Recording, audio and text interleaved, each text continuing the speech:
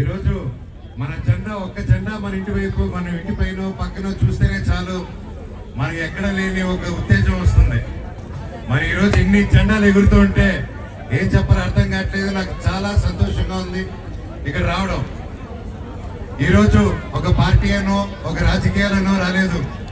మన భారతదేశం, మన జెండా, మనమంతా ఒకటి అని అందరినీ కలుపుకుంటూ వెళ్తున్నారు. కాబట్టి ఈరోజు ఇక్కడికి వచ్చి చాలా సంతోషంగా ఇలాంటి ఒక ర్యాలీకి నేను పార్ట్ అవడం జరుగుతుంది.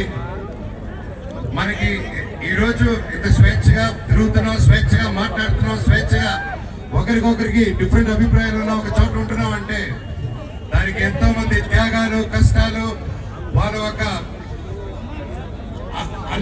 అన్స్పీకబుల్ సాక్రిఫైసెస్, వాళ్ళు చేసిన కష్టాలు, త్యాగాల గురించి మాట్లాడుతుంటే మనకి టైం సరిపోదు. అలాగే మనకి భారతదేశాన్ని స్వాతంత్రం ఇచ్చి ఈరోజు మనం ఇక్కడ ఉన్నాం. మనం నాకు ఒకటే ఆలోచన, మనకి ఇచ్చిన భారతదేశం కంటే యువతికి ఇంకొంచెం మంచి భారతదేశం, ఇంకా బెటర్ భారతదేశం ఇవ్వాలనేది నా కోరిక. అది మన చేతుల్లోనే ఉంది, యువత చేతుల్లోనే ఉంది.